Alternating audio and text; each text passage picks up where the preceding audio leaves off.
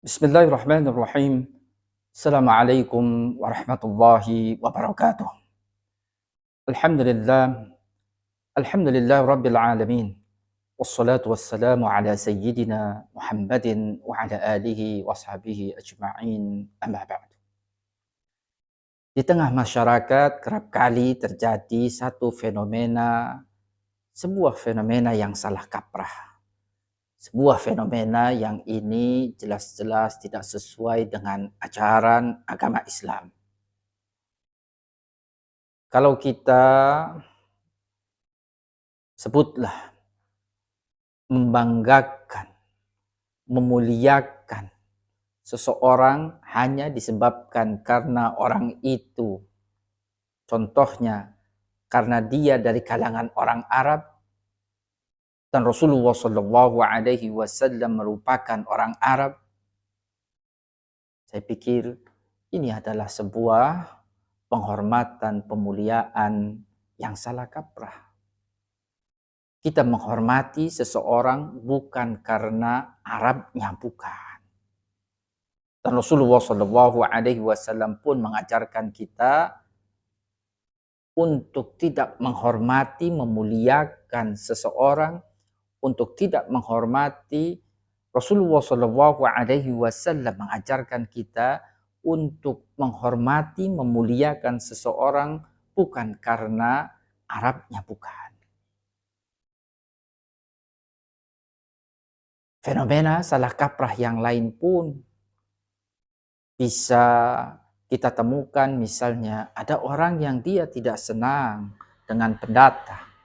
Sebutlah dalam hal ini adalah ketika kita memang mengenal adanya dikotomi antara pribumi dan pendatang.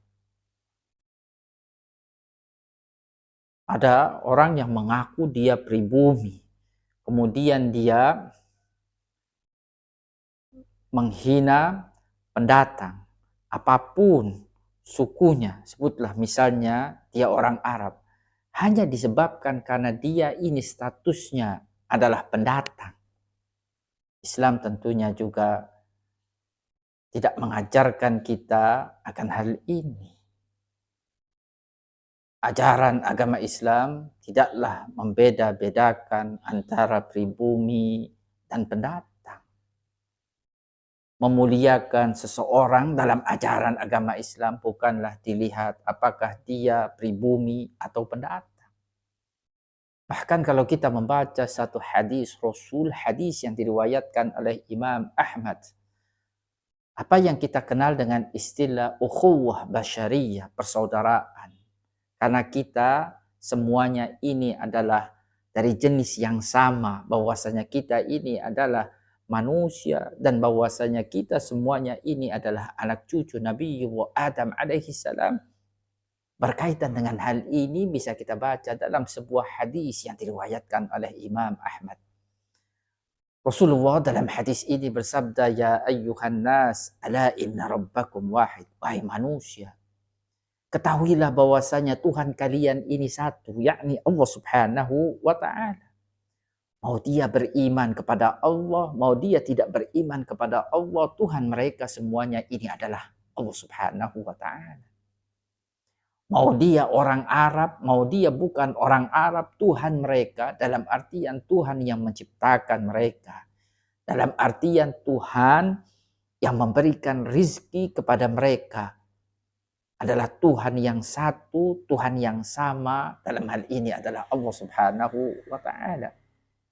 Masih dalam hadis ini Rasulullah pun bersabda, wa inna abakum wahid. Dan sesungguhnya bapak kalian adalah satu. Kalian semuanya, bapak kalian ini sama. Yang dimaksud adalah Nabi Adam alaihi salam, karena semua dari kita ini adalah anak cucu Nabi Adam alaihi salam, dalam artian bahwasanya sejatinya semua dari kita ini bersaudara. Ada la fadla li'arabiyyin ala a'jami wala li'ajami ala arabi Kata baginda Rasulullah SAW masih dalam hadis ini, tidak ada kelebihan secara bawaan yang dimiliki oleh orang Arab atas non-Arab atau sebaliknya. Tidak ada juga kemuliaan bawaan yang dimiliki oleh non-Arab atas orang Arab. Wala li ahmara ala aswad, wala aswad ala ahmar. Rasulullah SAW pun masih dalam hadis ini, beliau bersabda, berkaitan dengan kulit yang bermacam-macam. Ada yang berkulit putih, ada yang berkulit kuning, ada yang berkulit merah, ada yang berkulit hitam.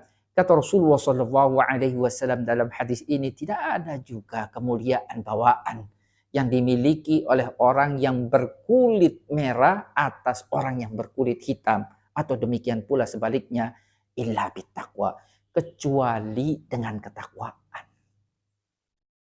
Ketakwaan sebuah standar kemuliaan seseorang yang sangat adil sekali, yang sangat bijak sekali.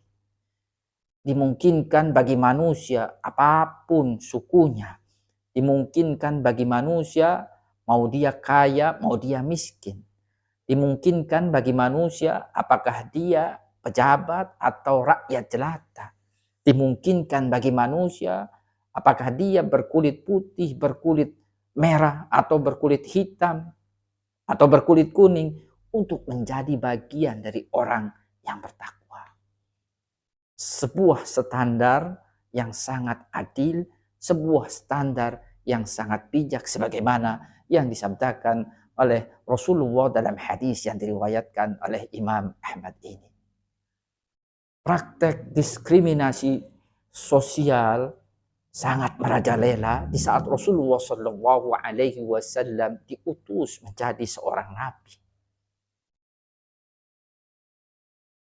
Kemuliaan seseorang pada saat itu tidaklah ditentukan pada perilakunya, tidaklah ditentukan pada kepribadiannya, melainkan kemuliaan seseorang pada saat itu dilihat dari apa yang menjadi jenis kelaminnya. Kemuliaan seseorang pada saat itu dilihat pada sisi materi yang dimilikinya.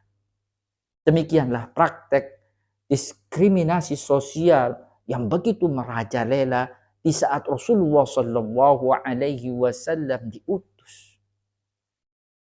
Salah satu hikmah penting dari diutusnya Rasulullah adalah untuk mengikis habis dari praktek diskriminasi sosial yang sangat merajalela di Jazirah Arab pada saat itu.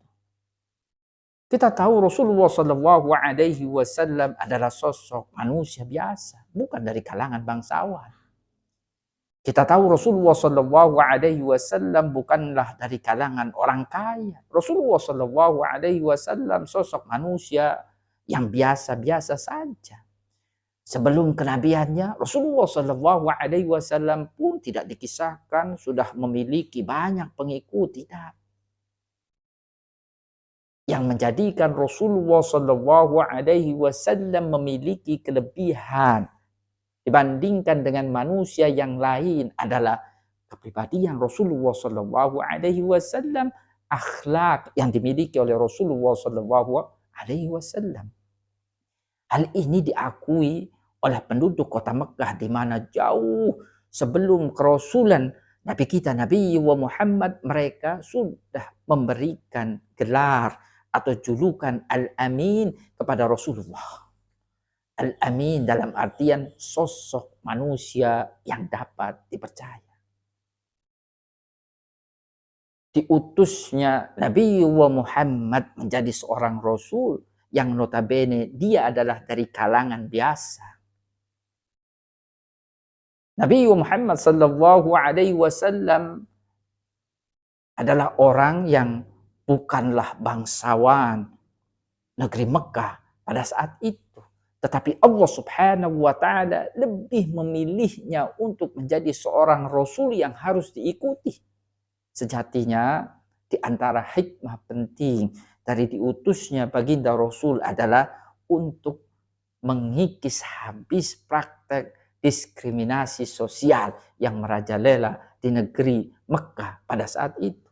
Makanya ketika Rasulullah SAW diutus, ketika Rasulullah SAW memproklamirkan dirinya bahwasanya dia adalah utusan Tuhan, gelombang protes dari kalangan bangsawan Mekah itu sangat kuat sekali. Sampai Al-Quran pun mengabadikan gelombang protes dari kalangan bangsawan Mekah kalau kita membaca potongan firman Allah di ayat 31 dalam surat Az-Zukhruf. Wa qalu laula nuzzila hadzal Qur'anu ala rajulin minal qaryataini adzim. Mereka dari kalangan bangsawan kota Mekah, mereka berkata, kenapa ini Al-Quran tidak diturunkan kepada salah satu bangsawan yang tinggal di dua negeri ini? Baik itu di negeri Mekah, seperti sosok Al-Walid ibn al-Mughirah yang dikenal sebagai bangsawan kota Mekah, atau bangsawan yang tinggal di kota Taif seperti seseorang yang bernama Urwa bin Mas'ud. Bukan tanpa alasan. Kenapa Rasulullah SAW diutus oleh Allah Subhanahu wa Ta'ala dibandingkan dengan para bangsawan yang lain? Karena Allah Subhanahu wa Ta'ala hendak mengirimkan pesan bahwasanya yang mulia, yang terhormat di sisi Allah bukanlah mereka yang memiliki materi yang banyak, bukanlah mereka yang memiliki pengikut yang banyak, melainkan mereka yang memiliki kepribadian dan akhlak yang terbaik. Dan sosok manusia yang memiliki akhlak dan kepribadian yang paling baik pada saat itu adalah sosok manusia yang bernama Muhammad. Pada satu sisi kenabian Nabi Muhammad SAW mendapatkan protes dari kalangan bangsawan, pada sisi lain kalangan lemah, bahkan mereka dari kalangan hamba sahaya, mereka dari kalangan fakir miskin, mereka banyak dari mereka menerima kerasulan dan kenabian Nabi Muhammad sallallahu alaihi wasallam.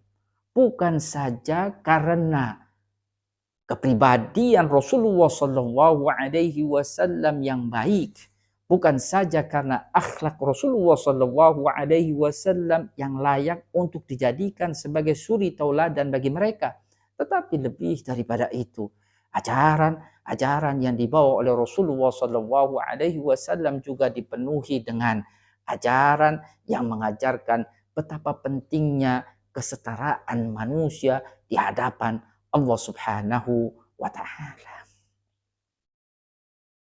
Keragaman manusia ini adalah bagian dari sunnatullah, hukum alam, dan akan terus terjadi. Keberagaman ini akan terus terjadi sampai kiamat nanti. Akan ada orang kaya, akan ada orang miskin. Akan ada pemimpin, akan ada yang dipimpin. Sebagaimana Allah Subhanahu wa Ta'ala dalam sebuah ayat pun mengingatkan kita bahwasannya Allah Subhanahu wa Ta'ala ciptakan manusia ini bersuku-suku. Allah Subhanahu wa Ta'ala ciptakan manusia ini berbangsa-bangsa. Keragaman semacam ini bukanlah ini kemudian kita melakukan praktek diskriminasi sosial disebabkan karena keberagaman. Bukan pula karena keberagaman ini kemudian mendorong kita untuk melakukan praktek eksploitasi terhadap manusia. Tidak. Al-Quran mengajarkan kita keberagaman ini semestinya kita jadikan untuk saling mengenal di antara kita. Keberagaman ini Al-Quran mengajarkannya kepada kita bagaimana untuk kita bisa saling tolong-menolong dalam kebaikan. Dihadapkan dengan keberagaman manusia semacam ini. Menjadi manusia yang mulia di sisi Allah. Dalam artian menjadi manusia yang bertakwa tentunya harus terus diikhtiarkan oleh kita. Harus terus diupayakan oleh kita. Karena kita tahu Allah Subhanahu wa taala menilai kemuliaan seseorang hanyalah dari sisi ketakwaannya kepada Allah Subhanahu wa taala, bukan dari sisi banyak sedikitnya harta, bukan dari sisi dari mana dia ini berasal, suku apa dia, bangsa apa dia, tidak.